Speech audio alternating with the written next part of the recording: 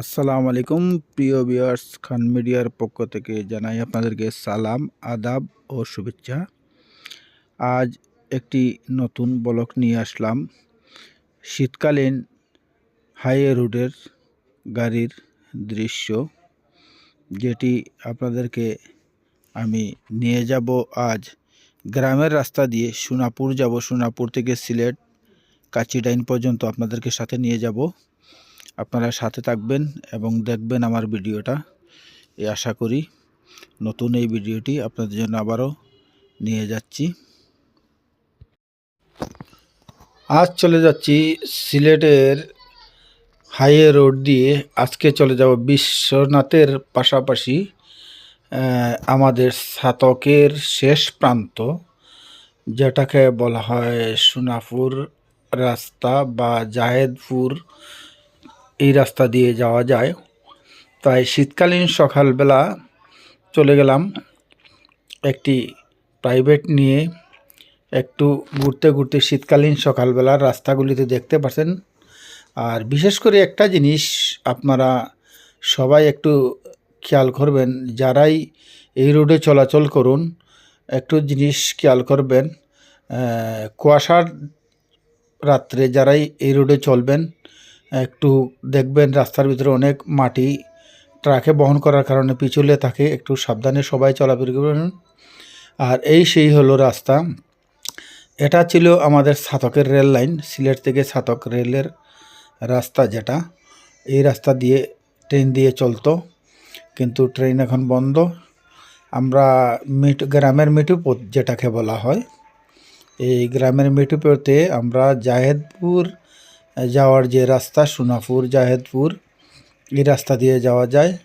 আমরা গ্রামের রাস্তা দিয়ে যাচ্ছি। তবে এই রাস্তা দিয়ে বড় কোনো গাড়ি চলাচল করে না তেমন, ছোটো ছোটো পিক আপ বা হয়। এটা গ্রামের রাস্তা, তবে রাস্তাটা খুবই সুন্দর। ডানে বামে যেদিকে তাকাই দৃষ্টিনন্দন, মনোরম পরিবেশ গ্রামের, দেখতে ভালোই লাগে। তাই আপনাদেরকেও দেখাচ্ছি। খুব সুন্দর গ্রামের রাস্তা, দেখুন কত সুন্দর। একটা মেঠোপথ যেটাকে বলা হয়, ঠিক এরকম পাহাড়ি রাস্তার মতন, খুব ভালোই লাগে। আমরা ঘোরার উদ্দেশ্যেই এই রাস্তা। আমরা আজকে ভাবছি একটু কাচিডাইনে যাব, তাই আপনাদেরকে একটু গ্রামের রাস্তা ঘুরে নিয়ে আসলাম। ভালো লাগলো আমার, আপনাদের অবশ্যই ভালো লাগবে ভিডিও দেখে। আবার চলে এলাম হাইওয়ে রোডে, যে হাইওয়ে রোড দিয়ে গিয়ে তারপর এই রাস্তাটা। তারপর এটা দেখুন সিলেটের আপনার ওই যে টুকর বাজার ব্রিজ, যেটা আমাদের সিলেটের শহরে বড় গাড়ি না যাওয়ার জন্য এই রাস্তাটা করা হয়েছে। তাই আপনারা যারা যাবেন এই রোড দিয়ে,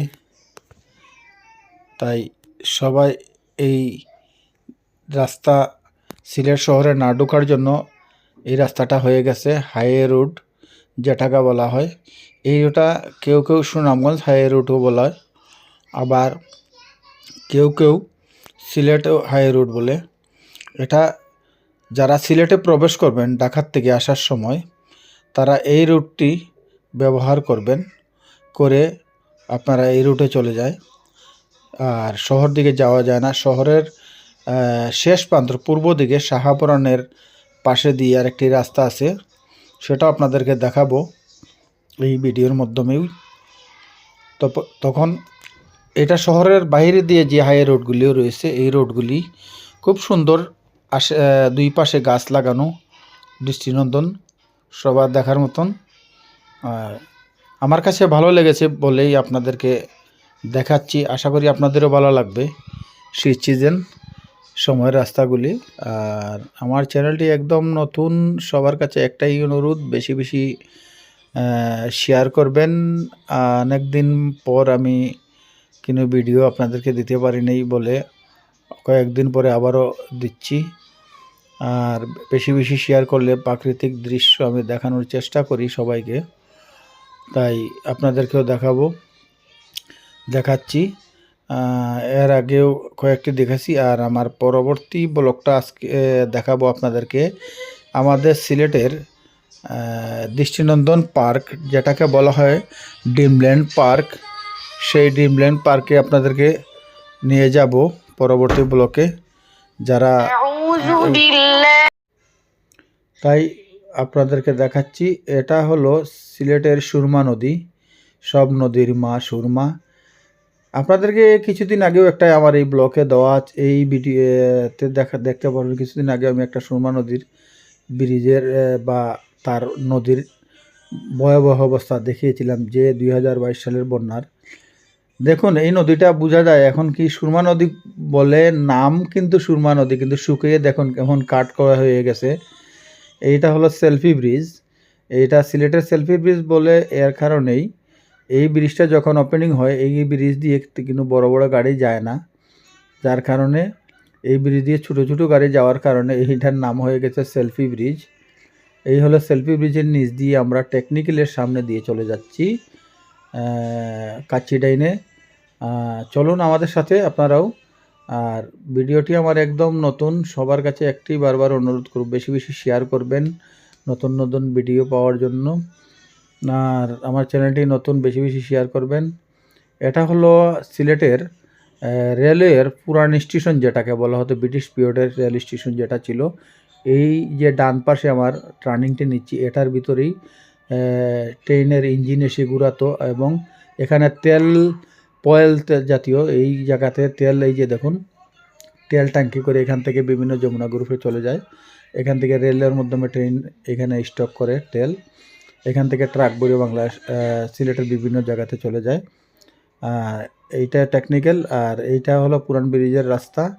এই রাস্তা দিয়ে আমরা চলে যাব এখন কাচ্চিডাইনের সামনে। এই আমার সামনে আপনারা দেখতে পারবেন এখন এই যে পুরান ব্রিজ।